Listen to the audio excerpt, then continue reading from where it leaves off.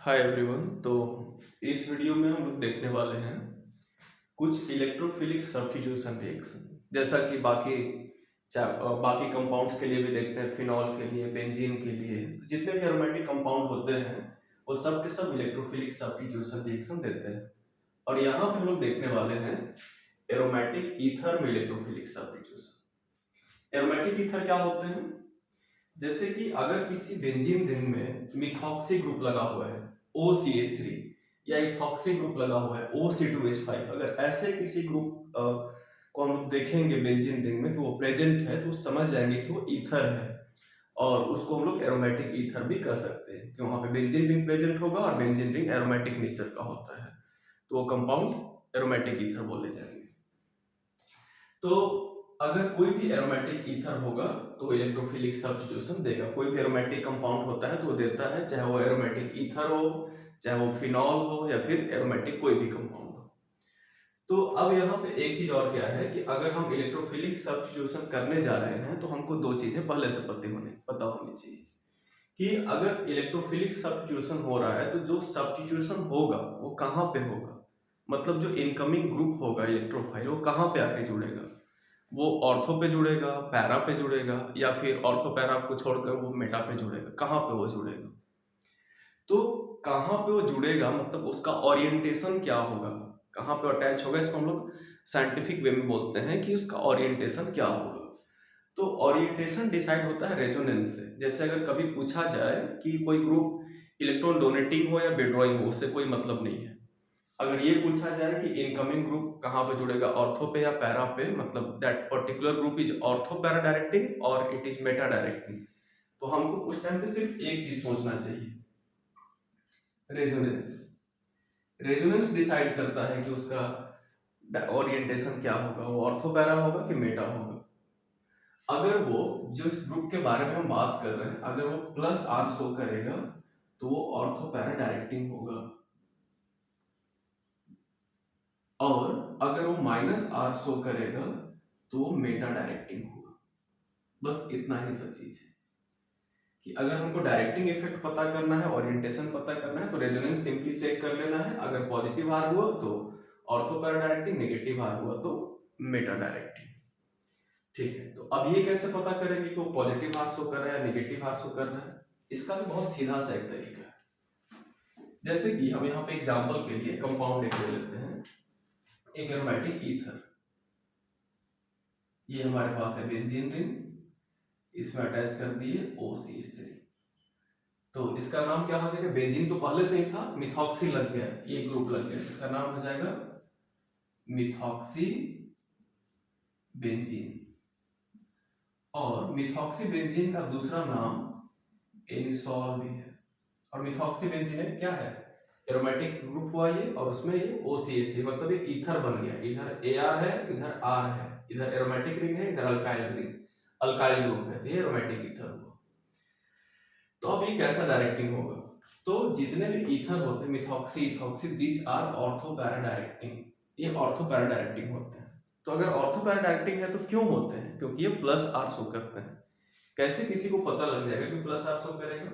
सीधा सा तरीका है, ट्रिक समझ लेते हैं इसको हम लोग, ऐसे भी समझ सकते हैं। अगर हमको डायरेक्टिंग इफेक्ट पता करना है ना, तो बेंजीन से बाहर कौन कनेक्टेड है? OCH3, O है, फिर C है, फिर H है। तो हमको सबको नहीं चेक करना है। बेंजीन से जो इमीडिएटली कनेक्टेड है वो O कनेक्टेड है, C को नहीं चेक करना है, H को नहीं चेक करना है। तो जो इमीडिएटली कनेक्टेड है उसके पास लोन पेयर है कि नहीं, बस इतना सा काम करना है। अगर उसके पास लोन पेयर है, वो ऑक्सीजन हो या वो नाइट्रोजन हो या फिर वो क्लोरीन हो, ब्रोमीन हो, कुछ भी हो, कोई भी एटम हो, तो उसके पास लोन पेयर हो भी सकता है, नहीं भी हो सकता है। अगर वहां पे लोन पेयर है तो प्लस आर शो करेगा। जैसे कि यहाँ पे ऑक्सीजन के पास लोन पेयर है और ये सिंगल बॉन्ड और ये डबल बॉन्ड, तो ये लोन पेयर शिफ्ट होगा और ये आएगा सिंगल बॉन्ड पे, और सिंगल बॉन्ड शिफ्ट हो जाएगा कॉर्नर पे आएगा। ऐसा होने से स्ट्रक्चर क्या बनेगा? ऐसा होने से स्ट्रक्चर ऐसा बन जाएगा, डबल बॉन्ड O हो जाएगा, फिर CH3 हो जाएगा, O पे प्लस, एक लोन पेयर तो रहेगा, यहाँ पे लोन पेयर और कैसा चार्ज? निगेटिव चार्ज, क्योंकि यहाँ पे इलेक्ट्रॉन यहाँ से चल के यहाँ पहुंच गया, यहाँ से चल के यहाँ पहुंचा तो यहाँ निगेटिव, यहाँ से एक लोन पेयर कम हुआ, यहाँ पे पॉजिटिव चार्ज, बाकी दो डबल बॉन्ड वैसे ही रहेंगे। अब ये लोन पेयर फिर यहाँ से चलेगा, लोन पेयर सिंगल डबल, तो यहाँ से मूव करेगा और ये डबल से शिफ्ट हो जाएगा। तो नेक्स्ट मूव जो हुआ, अभी वाला जो मूव हुआ, इस मूव के बाद क्या बनेगा, स्ट्रक्चर कैसा दिखेगा इसका, यहाँ पे शिफ्टिंग हुआ तो लोन पेयर नेगेटिव, ये लोन पेयर शिफ्ट होकर यहाँ बॉन्ड बना लिया, ये डबल बॉन्ड तो ऐसे ही रहेगा, ऊपर का भी चेंज किए नहीं है, वो तो उस बार चेंज हुआ था, OCH3 यहाँ पे लोन पेयर और ये प्लस। और भी स्ट्रक्चर्स बनेंगे एक दो, बट हम सबको नहीं ड्रॉ कर रहे हैं। यही दो स्ट्रक्चर बताने के लिए काफी है कि इस जगह पे ऑर्थो और पैरा पे क्या आ रहा है, negative charge. Negative charge appears कहाँ कहाँ पे अपीयर हो रहा है, ऑर्थो और पैरा पे, यहाँ पे भी अपीयर होगा। अगर एक और ड्रॉ करेंगे, अगर इसको हम यहाँ शिफ्ट कर दें और इसको यहाँ शिफ्ट कर दें, तो जो नेक्स्ट स्ट्रक्चर हमारा बनेगा वो कैसा बनेगा, यहाँ डबल आ जाएगा, यहाँ लोन पेयर आ जाएगा, ये O और CH3 ऐसे ही रहेगा, यहाँ प्लस और ये लोन पेयर ऐसे बनेगा। तो नेगेटिव चार्ज कहाँ दिख रहा है, ऑर्थो पे, यहाँ ऑर्थो है ये भी पे, और यहाँ पे पैरा पे। तो negative charge appears eight ortho and para position. तो ये क्या इंडिकेट कर रहा है, नेगेटिव चार्ज का होना क्या इंडिकेट करता है, पॉजिटिव चार्ज का मतलब होता है कि इलेक्ट्रॉन का लॉस हुआ है, नेगेटिव चार्ज का मतलब है कि यहाँ पे इलेक्ट्रॉन का गेन हुआ है, इस पॉइंट पे इलेक्ट्रॉन ज्यादा है। नेगेटिव चार्ज का मतलब हम लोग ये समझेंगे कि जहां पे नेगेटिव अपीयर हो रहा है, that at that particular position electron density is higher. तो negative charge appears at this positions and this indicates electron density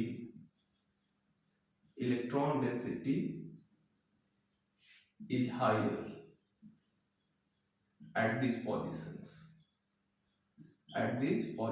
इस पोजीशंस पे इलेक्ट्रॉन डेंसिटी हाई है।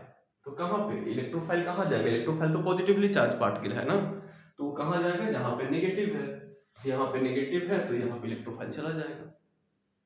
Therefore electrophile attacks at ortho and para position.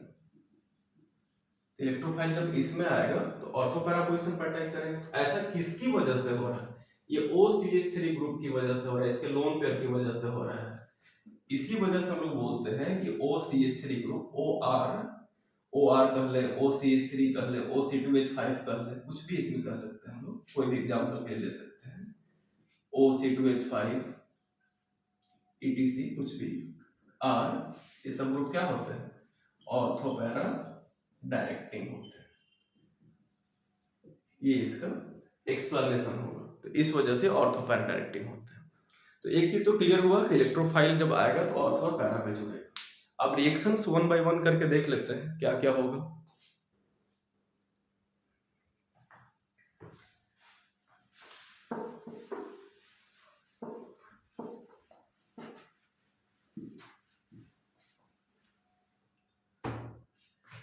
अब जैसे हम यहाँ पे देख ले, OCH3 ग्रुप है हमारे पास, एनिसॉल है, ये कंपाउंड है, हाइब्रिड स्ट्रक्चर इसका ड्रॉ कर दिए।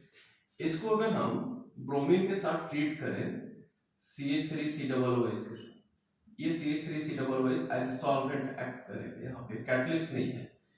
FeCl3 यहाँ पे कोई FeBr3 भी ले सकता है कैटलिस्ट, हम पहले भी देख चुके हैं लास्ट वीडियोज में कि इलेक्ट्रोफिलिक रिएक्शन होने के लिए लुईस एसिड कैटलिस्ट का होना जरूरी है, ये एसिड कैटलिस्ट होता है। बट ये जो ग्रुप है ये प्लस R शो करता है ना, इलेक्ट्रॉन को देता है बेंजीन में, तो बेंजीन के एक्टिविटी को, एक्टिवेशन को और बढ़ा देता है। बेंजीन में इलेक्ट्रॉन डेंसिटी जितना होता है उतना ऊपर से और ऐड कर रहा है। अभी देखिए हम लोग लोन पेयर आते हैं उसकी तरफ, तो लोन पेयर जब नीचे आएगा तो इसमें एक्टिवेशन और बढ़ जाएगा, इलेक्ट्रॉन डेंसिटी और बढ़ जाएगा। तो जब वो इलेक्ट्रॉन रीच हो जाएगा तो बिना कैटलिस्ट का भी रिएक्शन हो जाएगा। कैटलिस्ट का काम होता है ब्रोमीन को पोलराइज कर देना, उसको ब्रेक करके इलेक्ट्रोफाइल बना देना। इसका काम होता है कि वो Br2 को ब्रेक करके Br+ बना दे, Br- नहीं Br+, इलेक्ट्रोफाइल बना दे, और वो इलेक्ट्रोफाइल जाकर इसमें अटैक करे। लेकिन क्योंकि ये ऑलरेडी एक्टिवेटेड है तो खुद ही इस मॉलिक्यूल को पोलराइज कर देगा बिना कैटलिस्ट का। तो यहाँ पे बिना कैटलिस्ट का भी रिएक्शन हो जाता है।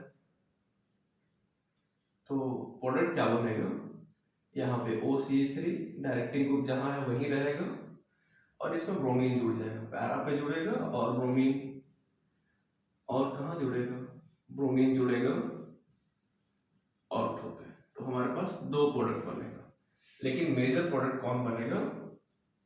मोस्ट ऑफ द केसेस में पैरा ही बनता है। कोल्बेज रायमंड डायमंड रिएक्शन में तो ऑर्थो बनता है हाइड्रोजन बॉन्डिंग की वजह से, लेकिन यहाँ पे हमारा क्या बनेगा? ये बनेगा हमारा पैरा प्रोडक्ट, क्योंकि इसमें क्या है कि ये जो ग्रुप है और ये ग्रुप काफी दूर दूर है यहाँ पे, तो इन दोनों के बीच में रिपल्सन नहीं होगा, जबकि ये दोनों तो पास में हो गए ना ऑर्थो पे होने की वजह से, तो रिपल्सन होगा, तो ये थोड़े लेस स्टेबल होंगे, तो ये कम बनेंगे, ये थोड़ा बहुत बनेगा, ये माइनर बनेगा। एक और रिएक्शन देखते हैं हम लोग। अगर हम नाइट्रेशन की बात करें, ये तो हुआ ब्रोमिनेशन या इसको कह ले हैलोजिनेशन। हैलोजिनेशन अगर हम यहाँ पे क्या यूज कर रहे होते हैं, सपोज कर लेते हैं कि OCH3 लेते हैं। अब यहाँ पे अगर हम Cl2 लिख दें, साथ में FeCl3 लिख भी सकते हैं, स्किप भी कर सकते हैं, बिना इसके भी रिएक्शन हो जाए। तो इसमें प्रोडक्ट क्या बनता? इसका प्रोडक्ट वैसे ही बनता, OCH3 रहता और यहाँ पे क्या जुड़ जाता? Cl, और एक और प्रोडक्ट बनता, यहाँ पे रहता OCH3 और यहाँ पे जुड़ जाता Cl, लेकिन मेजर प्रोडक्ट हमारा बनता पैरा, क्योंकि इसमें हिंड्रेंस कम होता है, तो ये प्रोडक्ट बनता हमारा। यहाँ पे बिना FeCl3, बिना लेविस एसिड कैटलिस्ट का भी सॉल्वेंट यूज करके हम लोग रिएक्शन करा सकते हैं, कोई भी प्रॉपर सॉल्वेंट। तो ये तो हुआ हैलोजिनेशन।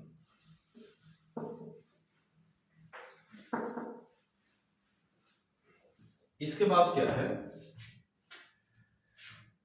कि अगर हम नाइट्रेशन की बात करें, एनिसॉल का नाइट्रेशन, OCH3 लिए नाइट्रेशन के लिए हमको क्या लेना पड़ता है?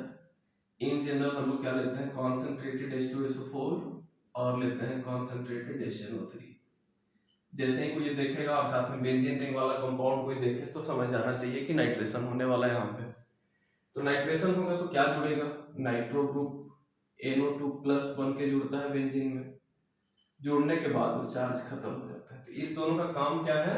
इन दोनों का काम है कि ये दोनों मिलके NO2 प्लस बना लेते हैं, इलेक्ट्रोफाइल। इसमें एक चीज और बताए थे हम कि H2SO4 एसिड जैसा बिहेव करता है और यहाँ पे HNO3 बेस जैसा बिहेव करता है, तो ये दोनों मिलकर इलेक्ट्रोफाइल जनरेट करते हैं और यही NO2 इसमें जाकर लग जाता है। कहाँ पे लगेगा? पैरा पे, या फिर कहाँ पे लगेगा? ऑर्थो पे। तो OCH3 और ये नाइट्रो ऑर्थो पे लग गया, तो ये प्रोडक्ट बनेगा पैरा नाइट्रो, इसका नाम हो जाएगा, इसका नाम हो जाएगा पैरा नाइट्रो एनिसॉल, या 4 नाइट्रो भी, 1 2 3 4 ऐसे भी कर सकते हैं। और इसको क्या बोलेंगे? 2 पे, इसको बोलेंगे 2 नाइट्रो या फिर ऑर्थो नाइट्रो एनिसॉल, ये इसका नाम। बट ये कम बनेगा, ज्यादा तो यही बनेगा मेजर, क्योंकि यहाँ पे सेम रीजन, हिंड्रेंस कम होगा अगर दूर रहेगा तो। लेकिन हाँ, एक चीज नोटिस करने वाली बात यहाँ पे क्या है, जिसको हम लोग लास्ट वीडियो में भी डिस्कस किए हैं, कि अगर ये फिनॉल का नाइट्रेशन होता है, फिनॉल का, तो हमको तो कॉन्सेंट्रेटेड यूज भी नहीं करते, हम लोग डाइल्यूट HNO3 से ही कर लेते हैं उसका, तो वहां पे ऑर्थो प्रोडक्ट ज्यादा बनता है, ये OH NO2 ये मेजर बनता है, और ये प्रोडक्ट जो होता है पैरा माइनर बनता है, जबकि एक्सपेक्टेड यही था कि पैरा मेजर बनता है, लेकिन मेजर ये नहीं है, तो माइनर बनता है, ये मेजर बनता है। क्यों? तो इसका रीजन होता है कि ये OH जो है, NO2 को अगर हम ओपन करके लिखें तो N पे प्लस O पे माइनस ऐसे होता है, और एक डबल बॉन्ड यहाँ पे हाइड्रोजन बॉन्डिंग बना लेता है आपस में, और इस NO2 को यहाँ लगने से क्या होगा कि इसको हाइड्रोजन बॉन्डिंग बनाने को मिलेगा और ये इसको स्टेबल करेगा, तो ये इंट्रामॉलिक्यूलर हाइड्रोजन बॉन्डिंग बन जाता है। तो इंट्रामॉलिक्यूलर अगर हाइड्रोजन बॉन्डिंग कहीं बने तो उससे प्रोडक्ट स्टेबल बनता है, तो इंट्रामॉलिक्यूलर H बॉन्डिंग की वजह से ये जो होता है मेजर बनता है। ये फिनॉल में चीज ध्यान देना। बट यहाँ पे क्या है ना कि इसमें तो NO2 है, बट यहाँ पे OCH3 है ना, O के साथ H तो नहीं है जो हाइड्रोजन बॉन्डिंग बना लेगा, O के साथ H होता तो O पे माइनस H पे प्लस होता, हाइड्रोजन बॉन्डिंग बनता प्लस माइनस के बीच में, बट यहाँ पे O के साथ क्या है, ये इसको ऐसे समझा जाना चाहिए, O के साथ CH3 है तो C थोड़ी बनाएगा, इसलिए यहाँ पे हाइड्रोजन बॉन्डिंग नहीं होता है, तो ये माइनर होता है, मेजर कौन होता है, पैरा, क्योंकि इसमें हिंड्रेंस कम है।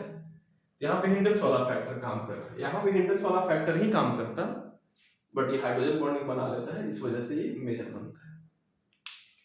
ठीक है, कुछ और रिएक्शन देख लेते हैं हम लोग, फिडल-क्राफ्ट रिएक्शन देखते हैं एक्चुअली।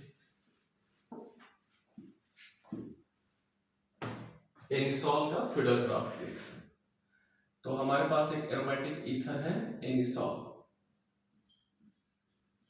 अगर इसको हम ट्रीट करते हैं CH3Cl, या लिखते हैं यहाँ पे एनहाइड्रस, कैटलिस्ट ले लेते हैं anhydrous AlCl3, Lewis acid catalyst होता है और इसका काम होता है CH3Cl को इलेक्ट्रोफाइल में कन्वर्ट कर देना।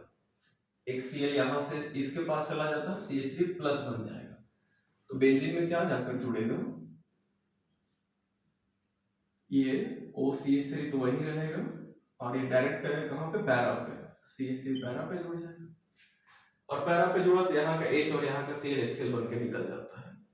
लेकिन इसका काम क्या है, इलेक्ट्रोफाइल को जनरेट करने में हेल्प करना। इसको हम सिंपली ऐसे समझ सकते हैं कि CH3Cl है प्लस AlCl3 है, तो सिंपली ऐसे समझना चाहिए कि इसके पास ट्रांसफर हो जाएगा, तो क्या बचेगा, CH3 बचता है, इस पे प्लस और Al के साथ कितना Cl जुड़ जाता है, 4, और ये गेन किया तो माइनस, तो CH3 प्लस बन गया और ये क्या बन गया, इलेक्ट्रोफाइल, और यही इलेक्ट्रोफाइल CH3 प्लस बन के बेंजीन में जुड़ जाता है, तो हमारा यही बनेगा मेन प्रोडक्ट मेजर। तो अगर कहीं पूछा जाए कि what is the role of AlCl3, तो it helps in the generation of electrophile, molecule को पोलराइज करता है, इलेक्ट्रोफाइल जनरेट करने में हेल्प करता है, और ये एक्सेप्ट करेगा क्यों, अगर ये फर्दर पूछ दिया जाए तो इसमें एल्युमिनियम का 3 ही बॉन्ड है, ये भी डिस्कस कर चुके हैं हम लोग, 3 ही बॉन्ड है, तो 3 बॉन्ड में सिर्फ कितना इलेक्ट्रॉन, 6, ऑक्टेट इसका इनकम्प्लीट है, 6 ही इलेक्ट्रॉन है, इसको और चाहिए इसलिए एक्सेप्ट कर लेता है। ठीक है, तो ये मेजर बनेगा। माइनर प्रोडक्ट अगर लिखना चाहे तो हम लिख सकते हैं कि ये बनेगा OCH3 और CH3 यहाँ अगर जुड़ जाए तो ये मेन नहीं बनेगा, ये माइनर बनेगा, ये प्रोडक्ट हुआ हमारा। और कुछ एग्जांपल देख लेते हैं, ये फिडल-क्राफ्ट अल्काइलेशन था,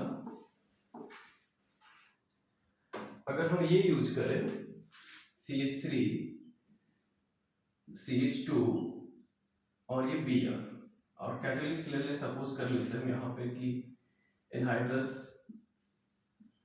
AlCl3 ही ले ले, तो इसके साथ भी वही काम करेगा ये। अब यहाँ पे हम ड्रॉ कर देते हैं एनिसॉल, फिर से OCH3, यहाँ पे Cl Br कुछ भी ले सकते हैं, अगर कन्वीनियंट इसके साथ नहीं कोई हो तो यहाँ पे Cl भी लिख सकते हैं, उससे कोई प्रॉब्लम नहीं। तो उसका काम है वो इलेक्ट्रोफाइल को जनरेट करना। हाँ, ये बात अलग है कि Cl रहेगा तो ज्यादा इजीली रिएक्शन प्रोसीड करता है। तो प्रोडक्ट क्या बनेगा, हमको इस पे ध्यान देना है, ये Cl तो इसमें ट्रांसफर हो जाता है ना, तो प्रोडक्ट यहाँ से टूटेगा तो प्लस यहीं पे बनेगा, तो OCH3 तो रहेगा और बेंजीन में जुड़ क्या जाएगा, बेंजीन में जुड़ जाएगा CH2 और फिर उसके साथ क्या है CH3, एक प्रोडक्ट ये बनेगा। और यहाँ पे नहीं जुड़ के ये भी हो सकता है कि OCH3 तो यही रहेगा, यहाँ पे जुड़ जाए CH2 CH3, ये प्रोडक्ट बन जाए। लेकिन ये प्रोडक्ट जो हमारा बनेगा वो कम बनेगा, हिंड्रेंस होगा ना इसमें, और इसमें हिंड्रेंस कम होगा तो ये बनेगा ज्यादा, मेजर बनेगा। अगर ये रिएक्शन होता, ये दोनों तो फिडल-क्राफ्ट एल्काइलेशन हुआ, अब देखते हैं एसाइलेशन, OCH3 है, अब इसका रिएक्शन हम करते हैं CH3CuCl, बोलते हैं इसको हम लोग इथेनॉइल क्लोराइड, NOYL, ये इसका IUPAC नेम है, और कॉमनली इसको हम लोग एसिटाइल क्लोराइड भी कहते हैं, एसिटाइल क्लोराइड। इसमें क्या बनेगा, कैटलिस्ट सेम ले लेते हैं, फिडल-क्राफ्ट रिएक्शन का यही कैटलिस्ट है, वेल नोन कैटलिस्ट है, Lewis acid catalyst, anhydrous AlCl3, तो क्या बनेगा इसमें प्रोडक्ट, फिर से वैसे ही काम करेगा, सोचो इसमें क्या बनेगा प्रोडक्ट, तो इसमें भी वही होगा ना, ये Cl यहाँ ट्रांसफर होगा, तो क्या बन जाएगा, AlCl4 बन जाएगा। और यहाँ पे कार्बन ये जो टूटेगा ऐसे, ये तो ऐसे है ना, CH3 है, फिर CO है, फिर Cl है। तो जब ये AlCl3 से रिएक्शन करेगा तो क्या होगा, ये Cl यहाँ पे ट्रांसफर हो जाएगा, तो बचेगा क्या, CH3 बचेगा, फिर CO बचेगा, और इसी C पे आ जाएगा प्लस इस पे, और साथ में बन जाएगा AlCl4-। ये तो समझने के लिए हम यहाँ पे लिख रहे हैं। तो ये तो प्रोडक्ट हमारा इलेक्ट्रोफाइल के लिए बना ना, CH3CO, एसाइलियम आयन बोलेंगे इसको। तो ये बनेगा और जाके बेंजीन में जुड़ जाएगा, तो हमारा प्रोडक्ट बनेगा, वो बनेगा OCH3 और बेंजीन में ऑर्थो पे जुड़ जाएगा। पहले CO को लिखेंगे, प्लस जिसको है उसको पहले लिखेंगे, तो पहले लिखे CO फिर CH3। इस CO को डबल बॉन्ड O करके ऊपर की तरफ भी लिख सकते हैं। और एक प्रोडक्ट और हमारा बनेगा जो पैरा पे बनेगा, OCH3 और पैरा पे अटैच कर दी COCH3, ये बनेगा। बट ज्यादा यही बनेगा, पैरा वाला हिंड्रेंस कम होगा इस वजह से, और इसमें तो हिंट्स ज्यादा होगा तो ये बनेगा माइनर। तो ऐसे हम लिख सकते हैं, इसका जो प्रोडक्ट है वो लिख सकते हैं, क्या बनेगा क्या नहीं बनेगा।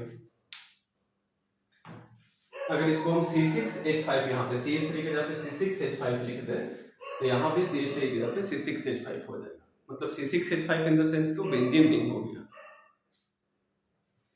तो ये फिडल-क्राफ्ट रिएक्शन है, और ये इलेक्ट्रोफिलिक सब्स्टिट्यूशन इस चैप्टर में जितना भी था वो सारा हम लोग देख चुके। तो ये चैप्टर पूरी तरह से कंप्लीट हो गया। अब कुछ कन्वर्जन हम लोग देख लेते हैं कि अगर उस कन्वर्जन को करना रहा अल्कोहल फिनॉल ईथर का, तो कुछ छोटे छोटे कन्वर्जन हैं जो काफी यूजफुल होते हैं। जैसे कि अगर हमको एक कंपाउंड दिया गया, इसका नाम है प्रोपेन 2ऑल, और प्रोपेन 2ऑल से हमको अगर बनाना है प्रोपेन, तो कैसे बनाएंगे प्रोपेन। तो सबसे पहले करना क्या चाहिए, हमको स्ट्रक्चर ड्रॉ कर लेना चाहिए। हो सकता है वो कन्वर्जन एक स्टेप में बने, 2 स्टेप में बने, उससे भी ज्यादा स्टेप हो सकते हैं। बट कॉमनली जो क्वेश्चंस होते हैं वो मोर देन वन स्टेप और मोर देन वन स्टेप में 2 स्टेप्स ही होते हैं। 3 स्टेप 4 स्टेप्स हार्डली ही पूछे जाते हैं। तो कैसे बनेगा ये, तो सबसे पहले प्रोपेन 2ऑल का स्ट्रक्चर ड्रॉ कर लीजिए, OH और ये CH3। प्रोपेन का क्या होता है, तो ये होता है CH3 CH double bond CH2, 3 carbon और डबल बॉन्ड प्रोपेन है ये। अब इससे ये बनाना है तो हमको कंपेयर करके थोड़ा दिमाग लगा के सोचना चाहिए कि इसमें क्या हो क्या रहा है। OH इसमें तो दिख रहा है, यहाँ तो OH दिख ही नहीं रहा है फिर। और एक चीज और, OH जब किसी भी कंपाउंड से निकलता है ना, तो OH बन के नहीं निकलता। इतना मैकेनिज्म हम लिखे हैं बहुत सारे वीडियोज में, तो पीछे जाके वीडियोज को देखेंगे तो उसमें पता क्या लगेगा कि OH कभी भी नहीं वैसे H बन के निकलता है। जब भी OH में एक H प्लस कहीं से आता है, उसके साथ वो अटैच होता है, तो फिर वो बन जाता है O के साथ 2 H जुड़ जाता है, O पे प्लस बनता है, तब बॉन्ड टूटता है, निकलता है। तो OH जो है अच्छा लिविंग ग्रुप नहीं है, वो नहीं टूटता है जल्दी। लिविंग ग्रुप अच्छा होता है जो टूट के निकल जाए। OH अच्छा लिविंग ग्रुप नहीं है, लेकिन OH2 अच्छा लिविंग ग्रुप है। OH2 जो होता है वो अच्छा लिविंग ग्रुप, OH2 प्लस। तो यानी कि समझना ओवरऑल बात यह है कि जो OH निकला होगा ना, वो H2O बन के ही निकला होगा, क्योंकि H2O तो इसमें दिख नहीं रहा, OH तो इसमें दिख नहीं रहा। तो एल्कोहल में से अगर H2O निकल गया तो क्या बन जाता है, एल्कीन एलिमिनेशन हो रहा है यहाँ पे। तो H2O निकालने का क्या तरीका है, कैसे निकलेगा, H2O निकालने को हम लोग क्या बोलते हैं, डिहाइड्रेशन। यानी कि हमको यहाँ पे करना होगा डिहाइड्रेशन। तो डिहाइड्रेशन तो अपने आप नहीं होगा, डिहाइड्रेटिंग एजेंट लेना पड़ेगा। कौन होगा डिहाइड्रेटिंग एजेंट, तो यहाँ पे लोग लेते हैं कॉन्सेंट्रेटेड H2SO4 और इसके साथ हीट कर देंगे, या फिर इसके जगह पे कोई कॉन्सेंट्रेटेड H3PO4 भी ले सकता है, या कहीं कहीं पे एल्यूमिना भी लिखा रहता है, हीटेड एल्यूमिना Al2O3, उससे भी होता है। तो यहाँ से हम समझ सकते हैं कि ऐसे रहेगा CHOH, और यहाँ पे CH3 को ऐसे लिख सकते हैं CH2OH, ऐसे बनेगा। और इसको अगर हम ट्रीट कर दें कॉन्सेंट्रेटेड H2SO4 के साथ, हीट कर दें इसको, तो हमारा प्रोडक्ट क्या बन के निकलेगा, CH3 CH double bond CH2, और यहाँ से निकल जाएगा H2, एक कन्वर्जन बन जाएगा। तो ऐसे हम लोग कन्वर्जन को प्रैक्टिस भी कर सकते हैं। और भी कुछ कन्वर्जन देख सकते हैं हम लोग कि जैसे हमारे पास अगर कोई एल्कीन है, सपोज करें कि इसका इस टाइप से कोई क्वेश्चन दिया हुआ है कि ये कंपाउंड है CH डबल बॉन्ड CH2 और ये कंपाउंड है हमारे पास, ये बेंजीन रिंग है और इससे हमको बनाना है ये, तो इसको बोलते हैं स्टायरीन बोलते हैं, या इसको बोलते हैं फिनाइल इथीन। ये फिनाइल बेंजीन रिंग और ये इथीन है, स्टायरीन या फिनाइल इथीन। अगर इससे हमको ये बनाना है, ये बनाना है, सपोज कर लेते हैं कि CH2CH2OH बनाना है, यानी कि इसका नाम हो गया, ये 1 हो गया, ये 2, एल्कोहल रहा है तो इधर ही से काउंट होगा 1 2, तो इसका नाम हो गया 2 फिनाइल, 2 पे बेंजीन रिंग है तो 2 फिनाइल इथेनॉल, 2 कार्बन का एल्कोहल है तो 2 फिनाइल इथेनॉल। अब ये बनाना है, कैसे बनेगा ये? तो इसका दो तरीका है, एक कन्वर्जन एक से ज्यादा मेथड से भी बन सकता है। तो हमको करना क्या है, बेसिकली हम यहाँ पे देखें तो H के जगह पे OH दिख रहा है हमको, तो H के साथ CH2 के साथ OH दिख रहा है और यहाँ पे H दिख रहा है। तो अगर ऐसे दिख रहा है ना, तो हमको क्या करना है ये सोचना है पहले कि H यहाँ पे एक था, यहाँ पे H जुड़ा, यहाँ पे 2 H था, यहाँ पे H नहीं जुड़ा, यहाँ पे तो OH जुड़ा। तो जहाँ पे H कम था अगर वहीं पे H जुड़ा तो हमको समझ जाना चाहिए कि हमको इस केस में क्या करना पड़ेगा, कम जहाँ H, यहाँ पे 2 H है और यहाँ पे 1 H जुड़ा तो डबल बॉन्ड टूटा, कुछ OH यहाँ जुड़ा, यहाँ पे H जुड़ा, एक्स्ट्रा दिख रहा हमको तो जुड़ा ही होगा। तो लेकिन H जहाँ कम था वहां H जुड़ा, तो अगर H जहाँ कम है वहां H जुड़ा तो इसका मतलब हमको कैसा एडिशन करना है, एंटी मार्कोनिक। तो इससे हमको आइडिया लग जाता है एंटी मार्कोनिक ऑफ एडिशन करना। अगर कुछ भी समझ में नहीं आ रहा है तो एंटी मार्कोनिक ऑफ एडिशन एक चीज का हमको याद रख लेना चाहिए कि एंटी मार्कोनिक ऑफ एडिशन किसका होता है, HBr और पेरोक्साइड, ऐसे याद रखना चाहिए। तो हम यहाँ पे HBr और पेरोक्साइड का यूज करेंगे। तो देखते हैं कैसे बनेगा। हम इसको ट्रीट कर दिए, इस कंपाउंड को HBr लिख दिए और यहाँ पे लिख दी पेरोक्साइड। अब कोई कहेगा कि यहाँ पे तो ब्रोमीन अटैच ही नहीं करना है, ब्रोमीन से क्यों रिएक्शन कर रहे हैं? इतना तो आइडिया लगा ना कि एंटी मार्कोनिक करना है तो HBr पेरोक्साइड का यूज कर लेते हैं। अब यहाँ पे HBr पेरोक्साइड का जब यूज करेंगे तो बाद में Br को हटा लेंगे, ठीक है। तो पहले HBr का यूज कर लेते हैं। HBr पेरोक्साइड का जैसे ही यूज करेंगे तो H वहां जुड़ेगा जहां पे H कम है, तो यहाँ पे क्या हो जाएगा CH2 और डबल बॉन्ड टूट क्या हो जाएगा, सिंगल बॉन्ड, और जहां पे H ज्यादा है 2 है वहां पे क्या जुड़ेगा Br, ये प्रोडक्ट बन गया। अब तो ये प्रोडक्ट बन ही गया हमारा, बस Br को हटा के OH लाना है। सिंपली इसको क्या करना है, इसको ट्रीट कर देना है किसके साथ, एक्वस KOH के साथ या एक्वस NaOH के साथ। एक्वस लिखना है, एल्कोहलिक नहीं लिखना है। एक्वस से सब्स्टिट्यूशन होता है, बदला होता है, वहां पे एक्सचेंज होता है, अदला बदली होता है। तो यहाँ पे इसका K और Br क्या बन के निकल जाएगा, ये बन के निकल जाएगा KBr और Br का जगह ले लेगा OH, प्रोडक्ट बन जाएगा। तो ऐसे 2 स्टेप में ये प्रोडक्ट बन सकता है। तो ऐसे और भी कन्वर्जन हम लोग करेंगे और ये चैप्टर हो गया। नेक्स्ट वीडियो में हम लोग नेक्स्ट चैप्टर को स्टार्ट करेंगे और कन्वर्जन को भी देखेंगे, एक सीरीज में कन्वर्जन को भी देखेंगे, ठीक है। Thank you.